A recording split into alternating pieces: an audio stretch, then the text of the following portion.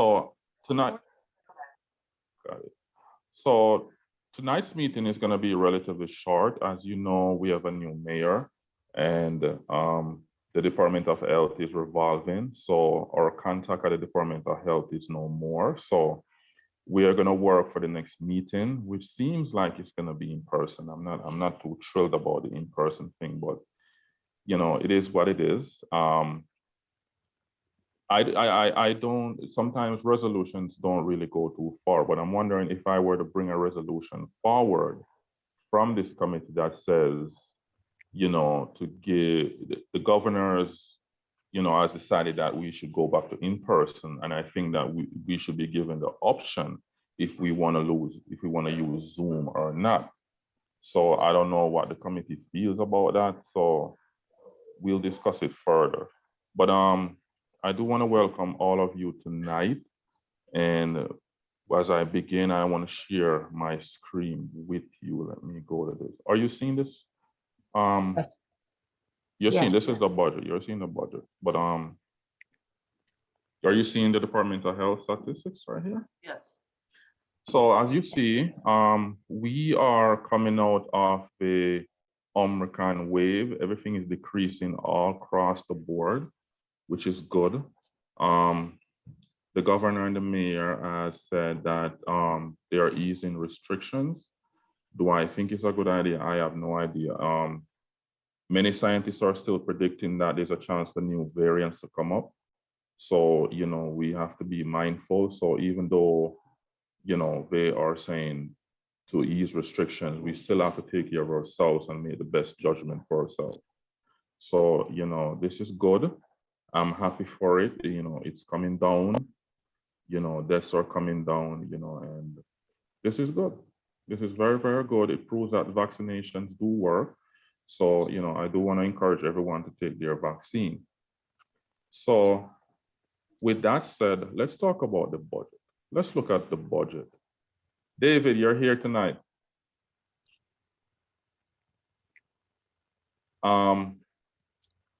This is the budget that was last presented for the fiscal year 2023, and you see the rankings.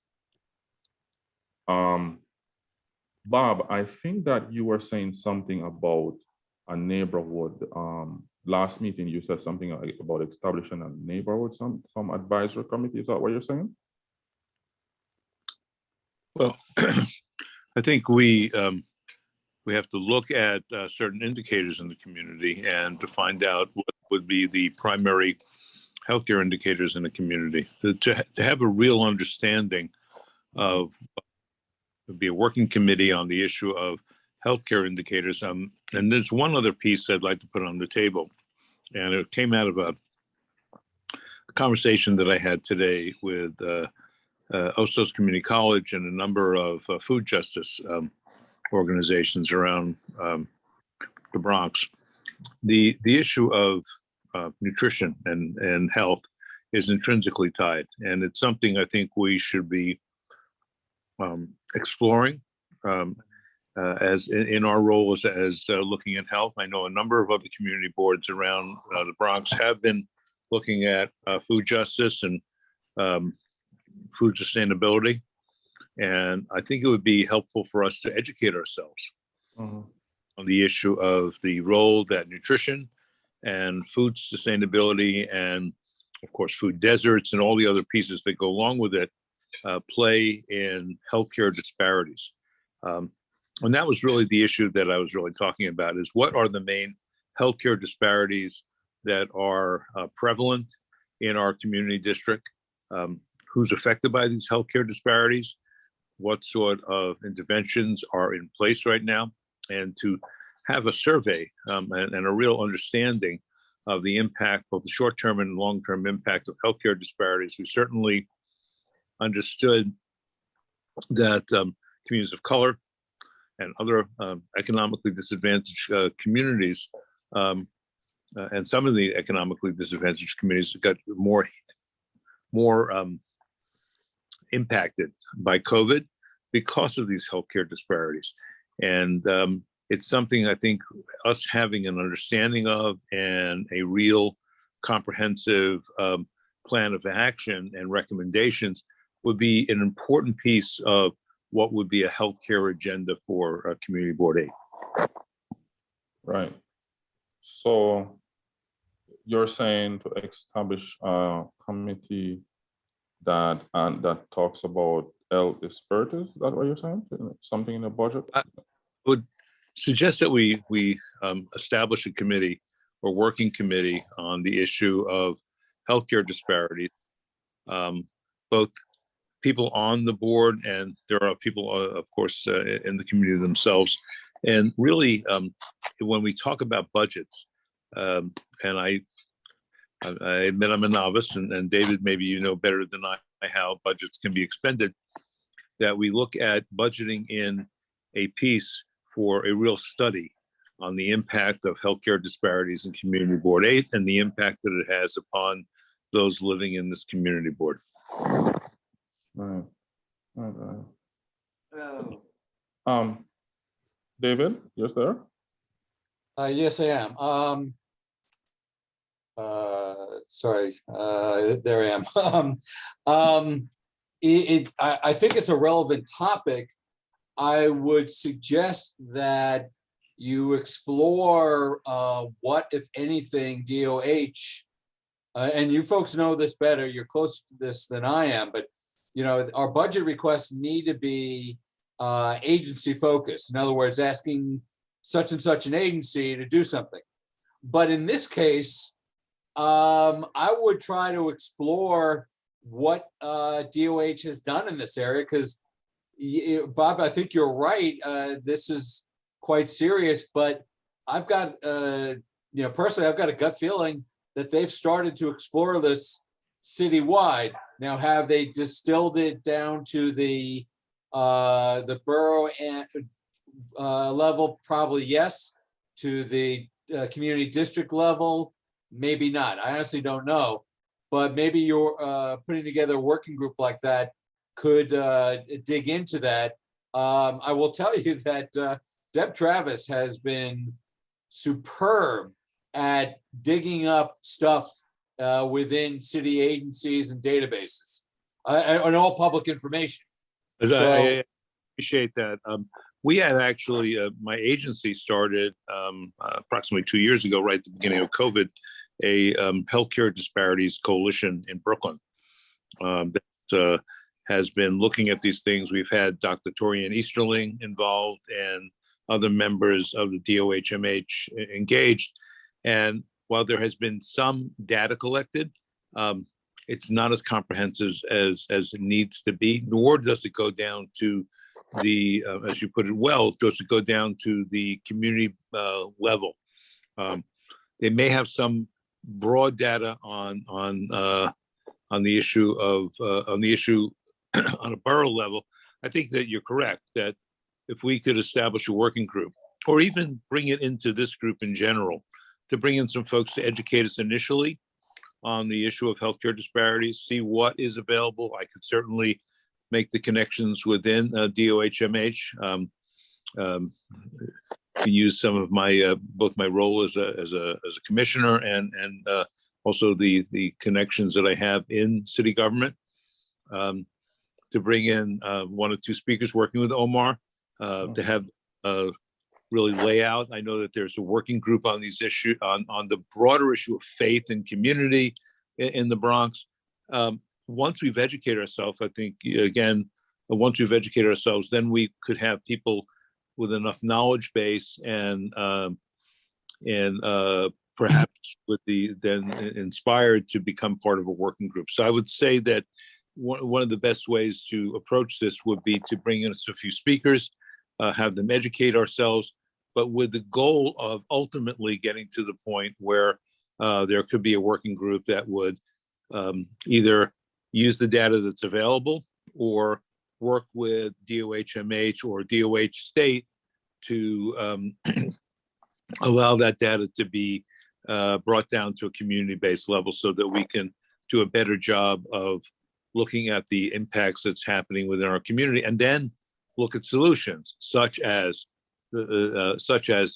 nutrition, such as other kinds of interventions around core healthcare disparity related chronic illnesses. I think that that's a very good idea. I think that agency people could help you understand what may be out there in terms of databases and how you can analyze it. And I think that could give such a working group guidelines as to what's there, and then you folks can take it from there.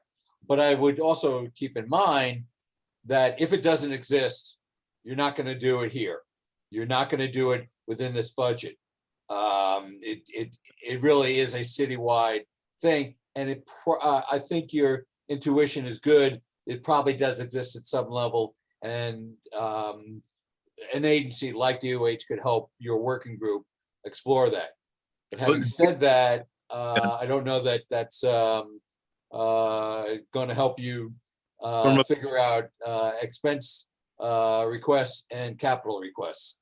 Here he's saying, and that's why I said I turned to you, because I'm not an expert in how city-based expenses work within the context of this this committee.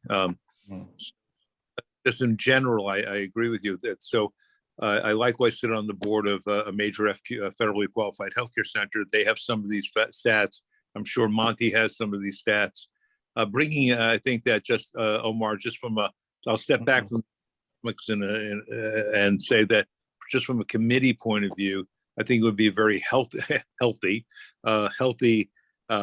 direction to look at educating this committee on the impact of healthcare disparities, and then seeing where we can take it. And if there is a next year's budget, if there is a way of incorporating the next year's budget, whether it's an initiative or other kinds of things, once we're educated through being educated and then through a working group, I think that might be the way to go. All right, I would like to define two terms. Next year, I mean, basically tonight is largely defining, and next month is, the phrase, so it is written, so it is, I'm sorry, so it is said, so it is written. It's going to be, should be stated tonight, but decided next month, so as to be part of our budget requests for fiscal '24, which is next year. So I just wanted you to be aware of timeframes. No, I understood that, and Okay. believe me, Sorry. working on the same thing as a commissioner of human rights, I'm working on the same sort of budget framework. I understood that. However, healthcare disparities have been around for decades, and unless they are truly understood and met and with initiatives, they're going to be around for decades. So waiting a year while you're educating yourselves for fiscal 24-25 would be something that we can certainly keep in mind. Okay. Take a look at the screen and look at what was submitted before, and give me any ideas. I mean, we could resubmit 1, 2, and 3, and then bounce them down, and then whatever new we come up with, we can put them on top. Tell me what you think. Go over it. Omar, Yes. I may interrupt for just a second. If I remember correctly, didn't we have a discussion with Kira last year about the supplies really being available through the office, and that you didn't need to do it here? Show the board office? Yeah, but for No, sanitizer and mask and all that, she basically has a supply. She has a supply, but what she did, let me tell you what they did. They incorporate, remember that old argument you had with them? They incorporated mine into a different committee. Remember that? Yeah. I just wouldn't focus on it as your top priority. I think your idea of counseling services and domestic violence are quite good. Okay. But again, I'm sorry, I'm speaking as just an observer, not as a budget chair. I just happen to think that those are two very good ones. Right. So maybe the number one, I could push it down to like 5 or something, whatever, depending on what we make suggestion. Right. Right. And just one other reminder, I'm sorry to I don't want to be dominating your process. Just Mhm. remember, you're not bound by things that you've done in years gone by. So you have 3 or 4 Mhm. here. But if you have new ideas, just like Bob came up with a new idea, I'm not sure that it really fits into this budget framework, but new ideas I think are a good thing. You don't have to use last year's, and you're not limited to this number. I mean, I wouldn't throw Right. out 13 of them just for the heck of it, but Right. I also would not want to see you not be creative. Right. So let me go around and ask. Yeah, The Bob, you said something? or Or? yeah, the Mayor's Office for Community Affairs, CAU. Mhm. Are they still doing the citywide health advisory board? I've spoken to the commissioner recently, and they just established a community, faith and community office, but I did not see this as part of their agenda for right now. Do you know if it still is? No, I think this is what we came up with last. I think we are the ones that came up with this suggestion. Citywide advisor board. Yeah. So that residents could be on the board. Did they ever implement this? No, no. No. Okay. So let me make a suggestion. Right. The most needed things right now, and it goes with number 2, counseling services, as David pointed out, Mhm. would include it's certainly counseling service for those affected by COVID-19, domestic violence, and other mental health problems. Is the issue of the trauma that both children and adults have been through after these past 2 years is a very real thing, and one that's require substantive resources to be able to provide services to folks, trainings in the community, individual counseling, and then perhaps even organizations. So to turn to, again, going by what was suggested from DSS and HRA, Mhm. are there any other agencies that are providing trauma counseling? Is there any other city agencies that are providing this kind of counseling? I think that if there are, to additionally fund those kinds of opportunities in Community Board 8. Right. Right. We have Project Hope that's out there that are providing suicide prevention counseling. But it has to be a city agency, not a private agency. No, I understand that. So I know So, H has had some serious work around trauma. And I would just, if we could, when is this due, by the way? When does this have to be in, David? well, we are discussing it. Next meeting, I wanted to present it for a vote and then send it over to David. Right.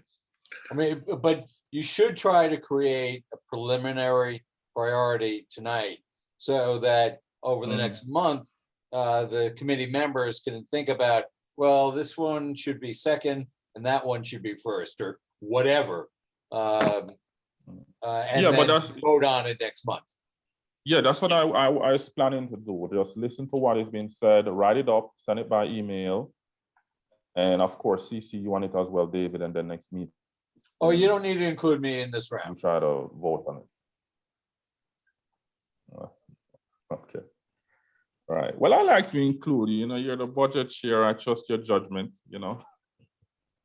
Well, thank you. You there? Don't get me wrong. I'm glad, only too glad to help, but you don't need to do that. If I can help, I'll gladly do so. All right, let me get some input. Sebastian, what do you think? I'm fairly new to the board, so I don't have much experience with this. I'm just listening and getting. Right. Omar, why don't you explain for him and maybe. Well, what happened is that each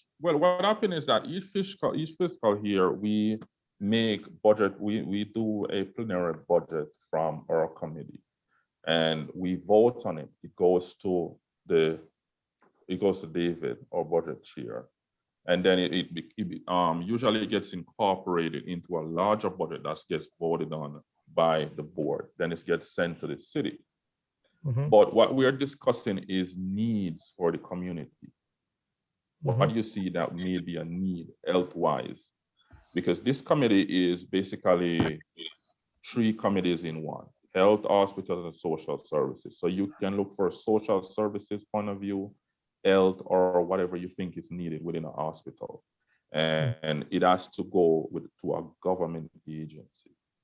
So whether it be Department of Health, Mhm. you know, or even the police department, you know, those are city agencies, or even HRA, Department of Social Services. That's what this avenue you're looking. Okay. Do we get any outcome data about our community board? Do we look into Sometimes any we get data? outcome, yes. And what kind of data? Sometimes we get outcomes. What do you mean by outcome data, Sebastian? Like how do I we think he means analyze? like if we, How do we know the needs to give priorities in the budget? How do we prioritize the need? well, we as a committee has to do that. We got to decide what we want to be number 1 from our committee, number 2. But when it goes to a board discussion, and you notice, David, sometimes it gets chopped up, it gets rounded down to a different number. Sebastian, let me try to help out here a little bit. These are actually expense budget requests and capital budget requests. Again, they are requests. So it's not like we have a $1 million budget allotted by the city or allocated by the city, and that we have to decide where to spend it. These are really requests that we are making to the various agencies. And HHSS, as Omar pointed out, there are 2 or 3 specific agencies that are directly related. And as a result of this, you will come out next month with a prioritization of your capital requests and your expense requests. And then we will meet with the other chairs, who have requests about parks or sanitation or schools. And then we will try to prioritize for the community as a whole. And one of the things that we have been particularly conscious of in the past 2 years is equity, geographic equity, fiscal equity, demographic equity, trying to be fair across our whole district. So, but your role here is to say, what are the issues that are important to health, hospitals, and social services within CD11 to forward. And then Omar will get to, in about 6 weeks or so, Omar will get to make a case saying, well, this one is particularly important for the following reason. Yes, I got it. Thanks, David, and thanks, Omar. And from my perspective, I think mental health counseling is, I would say, is the #1 priority from what I see. And also, if mental health counseling is available in, I would say, if it is available in Spanish, Right. or is it only available in English? Do we have enough Both. people who can access in a different language? And I think that I would say because of the pandemic and its after effects while we get off the pandemic, I think that services are very crucial. Right. Things like PPE and test kits are readily available now. Right. Um, Yeah, I'm gonna push that at the bottom. I'm pushing. yeah, compared to Yeah. the issues that we faced even during the beginning of Omicron, test kits were rare, and now there are plenty of test kits. Right. And it's readily available. I mean, so I don't think it's a big priority to the community anymore.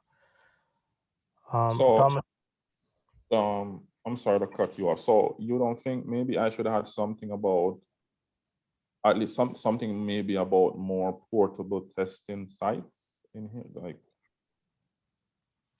I think access to testing was an issue with the rate that Omicron had, and the most of the testing sites, the large sites, were not available. So that's why we saw big lines in front of all the available sites within our community board. But then there are so many rapid testing, home test kits that are available, and I think there are a lot now. It was distributed by the city, state government, various nonprofits, so it's not as difficult to find anymore.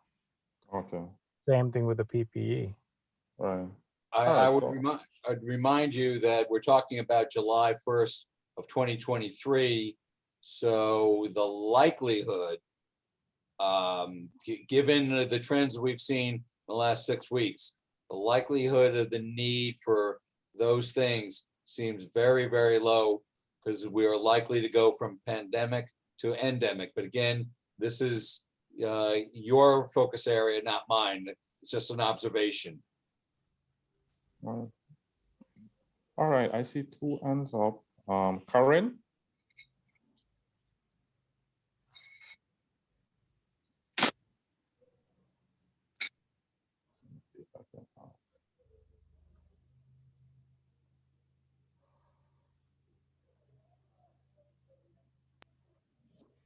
Karen, you there? Yes, it is I. Yes.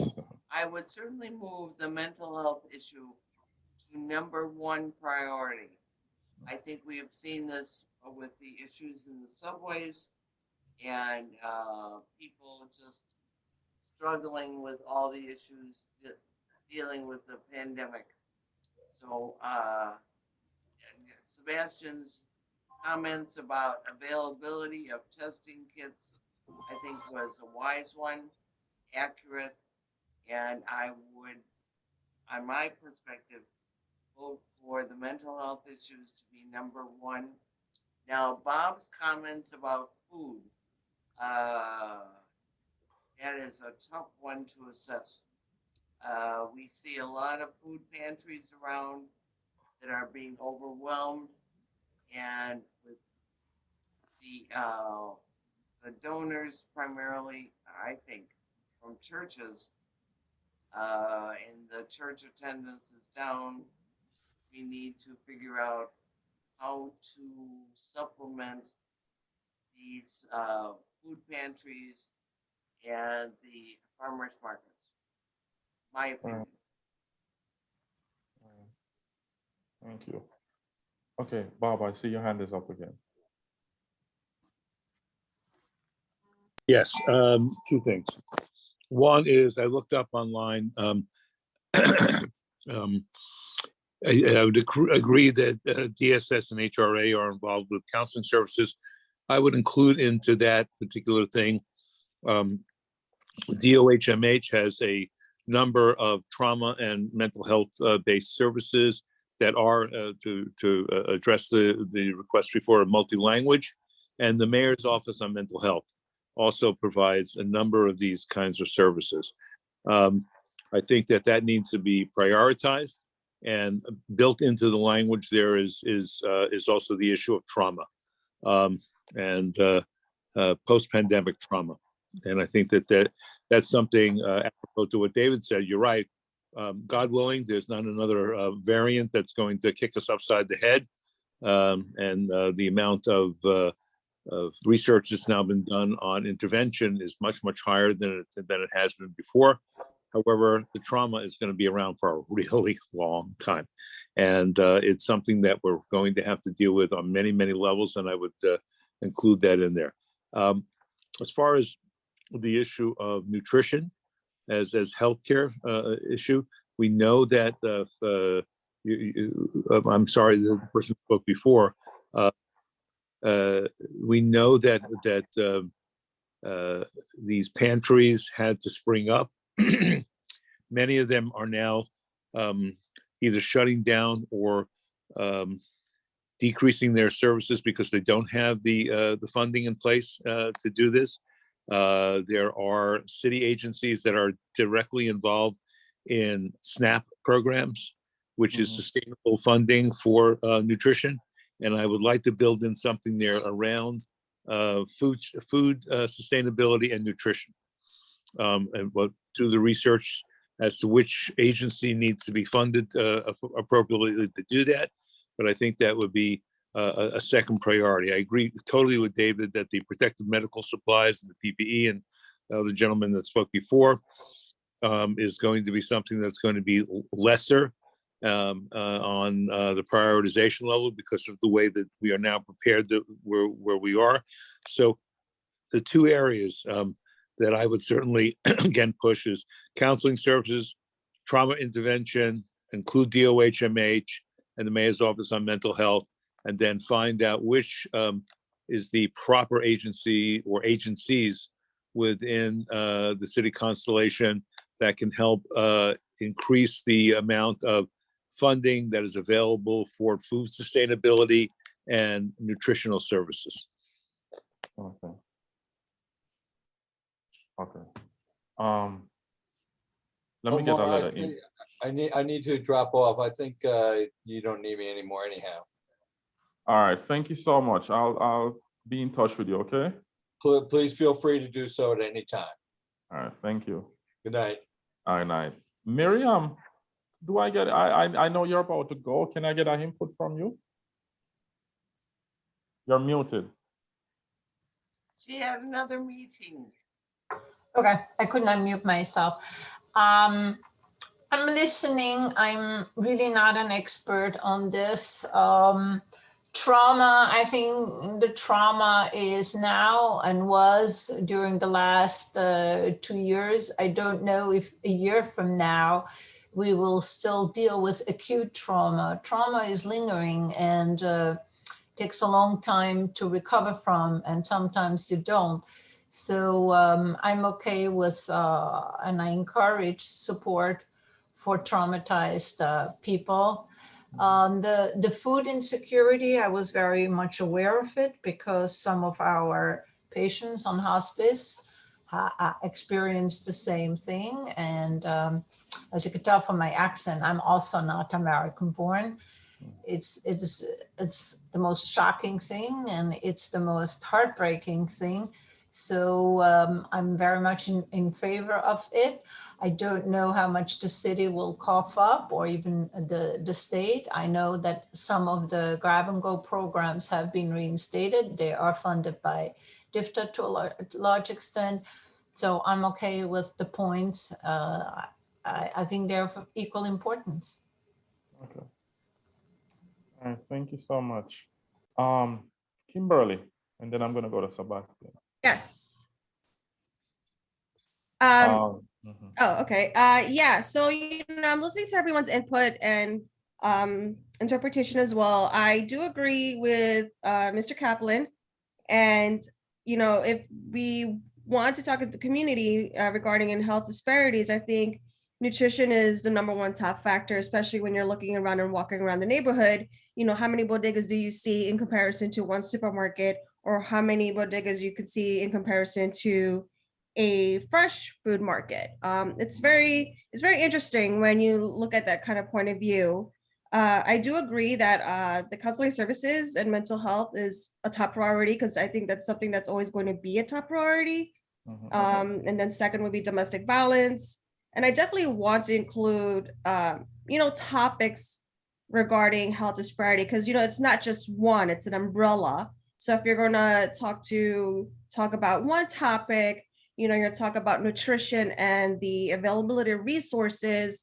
And then the second topic could be, we could even broaden it more, make it wider into like socioeconomic structures and whatnot. Like, so there's so much room to play with that. But I would definitely like to see fruit, like healthy living as part of that topic as well in regards to health disparity. Right. Okay. All right. So what I'm doing is that I'm gathering I'm gathering what you're saying, and I'm gonna write it up, and then I'm gonna email it to you and see what you think, so that your input before the next meeting. Okay. Sebastian, I see you. Yes, Omar, thank you. I'm not sure if it is something that we should discuss within our committee or whether it is a transportation traffic committee issue, but one thing I've noticed in our community board is that we really do not, we have so many people who use walkers and wheelchairs in the community, but our sidewalks are not equipped for them to go and have that freedom and independence to go where they want to go. Right. So we walk on our sidewalks, we could see it is uneven, and how they cannot get much far if they're using a chair for mobility. So now I don't know if this is an issue that we can bring it up as part of our committee, or whether it is a traffic and transportation issue. But we do have several. It does belong here because the social services aspect of it. So yes. We have several senior citizens living in the community board. We have group homes which serve individuals with disabilities, and so I'm not sure. It could be a joint resolution between traffic and health and hospitals. And it may possible aging as well. Right. Right. So I'm gonna talk to Dan and talk to Deb in your way if they want to do a merger, right? Make it more stronger. Bob, is your hand still up? I'll take it down. Okay. Kimberly? Yeah, so I wanted to what's the word? I'm drawing a blank here. Respond to Sebastian's comment. Yeah, it definitely does, it is the quality of life. So if the question of accessibility is something that you see in the neighborhood, I think it's also part as the services as well, because we want to provide the quality of life to all types and all kinds as well. I think that would be a great idea too, if we could do a joint for that collab. Right. So let me understand now. You're talking about the sidewalk, so little ramp that the wheelchair runs on. So we're talking about more funding for more ramps where the sidewalk. That's what you're saying, right, Sebastian and Kimber? That's it. It's not just the funding. I think the DOT really need to look into the issue, and also the population we have within this community board. We do have the amount of nursing homes, group homes, senior citizens living in the neighborhood. I don't think our sidewalks are actually equipped for people to have independence if they cannot walk. If they use a walker or wheelchair, it's very difficult. Even if I consider I live by 246 and by Henry Hudson, if I'm using a chair, I cannot get to Johnson Avenue if I have to go to a pharmacy. There's no way, because those sidewalks are not good enough for me to use a chair. So I have to depend on someone. If I have a motorized wheelchair, I should be able to get there. That's something that the city needs to look into in our community board. You're right. Can I say something? Yes. I noticed that there's been an improvement. I've noticed that the sidewalks are ADA compliant. I've always noticed that the traffic lights are a little bit longer than your standard 10-second, you got to walk fast across the street. So I definitely noticed an increase of improvement in that area as well. So I'm just noting my observations. And Riverdale is a very high plateau area, and for someone to propel a 35-pound wheelchair, including their body weight, it's going to be hard no matter what your deficits are. You would have to rely on someone else. But in regards to motorized wheelchair, I've seen a lot of people use it on the bike lane, and it's because the sidewalks are uneven, which I understand as well. And some of them just prefer it that way too. But it's just interesting on the point of views and whatnot. That's all I wanted to say. Right. Very important. Can So Omar, I'm going to log off in a minute. But yeah, I'm gonna wrap up now, but I wanted to say something. A lot of people have commented to me that they would like to stay at home, and they are trying to stay at home. Riverdale has become a NORC, as you know, but it's very hard to find reliable home health aides. If you have to hire privately, it's $30 an hour. That's out of the budget of most people who are on a fixed income, only the 1%ers.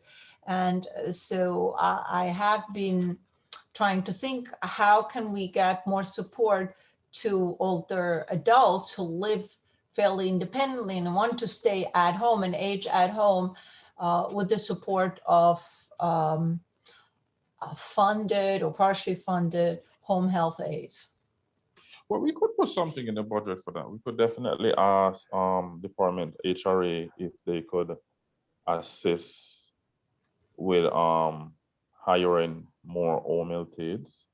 So I could actually, that's a good idea. My mom has been a home health aide now for 30 years. So I could definitely put something in the budget and let you guys take a look at it and see if it works. Kimberly. Yes, so I actually used to work for an organization that provided these kind of accommodations. We promoted individuals to live independently in their community, and the program is called PACE, and it's called Program All Inclusive for the Elderly. It's it's New York State. There's only 2 organizations that provide it, but now I'm seeing more services from different hospitals, different HHA agencies within the neighborhood as well. So they do exist, most Right. definitely. And there's it's just a matter of like where to look for them, Right. Good. So very good suggestions tonight. I am going to sit down tonight and I'm going to mull this over and go over this recording. And I'm going to type something up and send it to you guys, and you guys take a look at it for next meeting. And when I send that to you, if you want to add additional stuff to it, please do. Okay. So thank you guys so much for coming. The next meeting is going to be the second Wednesday in April. And I don't know that's going to work because that has to be done in personal. So, today I got an email from the board office saying if I want to have a meeting, I do want to have a meeting. I do want to have a good guest, but I'm thinking if we have an in-person meeting and then we have a guest that comes over Zoom. So I'm going to work out the specifics with the board office and with our board chair and see what's going to happen. Again, I wish that the governor would have given us the option where we can do Zoom meetings or we can choose to do in person, but we haven't heard anything yet. I think the board office is waiting on guidance from the borough president office. So, I don't know that's gonna work. I think it's gonna be a mess because I think that sometimes we're not gonna have quorum. I don't think everyone is still, even though we are coming out of the COVID era a little bit. Hey, Steve, how are you? I apologize for being late. No, that's okay. So, we have to see how that's gonna work. But Omar, if you get permission, I guess the okay from the district office or the borough president's office. I have a pretty good relationship with some of the liaisons into Governor Hochul's office. Right. I would be more than happy to pass on. I'm being selfish here as well. I'd be more than happy to pass on such a memo directly to his aides to go directly to the governor. Oh, so yeah, Steve, we were discussing if I were to bring a resolution to the committee about the open meetings law, that community boards or government agencies should be given 2 options where you meet in person or you do it remotely. Because right now we have to do it in person right now for next meeting. So I'm wondering if a resolution from this committee, I mean, sometimes resolution don't really say something, but maybe I could type something. I mean, but it would really be the whole board, right? It wouldn't be specific Right. to this committee. Not, It I'm would be just the whole saying, board, yeah. yeah, I mean, I'd need to think for a moment about the way in which the sort of board-wide kind of resolutions come about. Mhm. I think they can come right out of exec, which is a committee.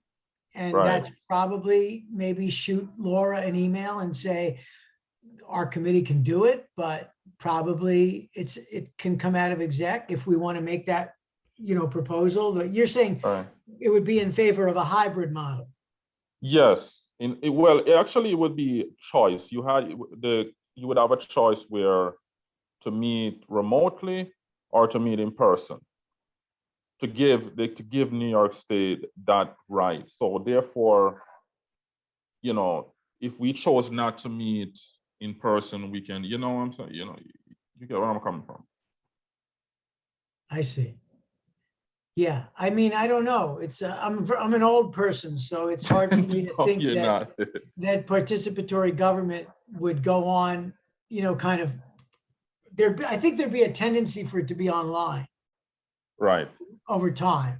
right. I'm not sure that's the best thing for the society. Mhm, I understand it's convenient, and during COVID, it's survival. mm. But I think Steve, I think it's gonna be a mess because a lot of people a lot of these committees are not gonna have quorum. They're not gonna come out. if you serve on the community board, you apply and you say I'm going to follow the rules and everything, and you don't show up because you have to be there in person. I mean, assuming it's not a COVID threat. I don't know. Right. It seems like that's no different than deciding that it's hard to get there from work. I mean, which I lived with for 8 years. All right. So, but I'll discuss it with Laura. I'll give her a call and hear what she has to say. Yeah, I mean, And- I think the board's probably, aren't we on record as saying like, we want the option to continue this way? Yeah, I but mean- that was before now. I think it was way back. When was it? Well, there was a threat to undo it a while ago too, and I think maybe that's when we weighed in. Mhm. But now it's Right. upon us, right? Right, yeah. Yeah, the face-to-face thing is gonna be tough. Yeah, I mean, I think it's a good, I mean, I think it's a good idea for the short run. I just wouldn't want to suggest that it be that way permanently. That's just my own Right. personal view. Because I Right. mean, it's a little weird when you like stop having human person-to-person contact. We're sort of wired Right. for a little bit of, Yeah, I know. Well, listen, thank you guys so much for coming tonight. I really appreciate it. And I will send you guys an email of the summary of what we discussed, and we will be in touch. we didn't have a quorum tonight, Omar? Yes, we did. Oh, we did? Okay, good. Yes, we had a good quorum. We had a discussion. David was on. We was talking a little bit about the budget.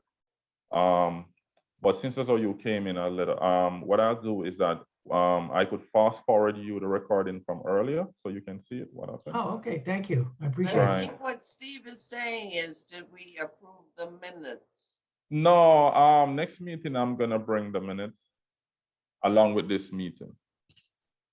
So I will type them up and have them ready. No, I was without a computer for a while, so that's why I got bumped up to a lot of minutes. But I presented 3 minutes at the last meeting.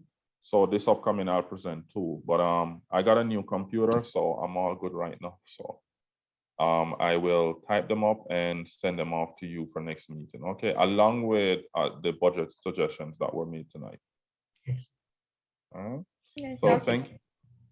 thank you so much, and I really appreciate you guys coming tonight. And my apologies, I usually have a guest, but I don't have a guest because my contact at the Department of Health has resigned. So I'm working to find out who now do I contact to speak with. So I will definitely work on a guest for next meeting, okay?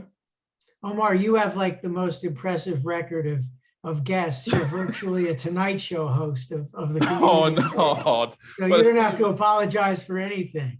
No, well, Steve, listen, I thank you so much. You know, you're the only chair. Lenora is gone, and you're the only chair that is remaining here. And you did such a good job when you was here, you know, and some of the stuff I learned from you. So, you know, I appreciate your guidance and your help all the way, all of you, okay?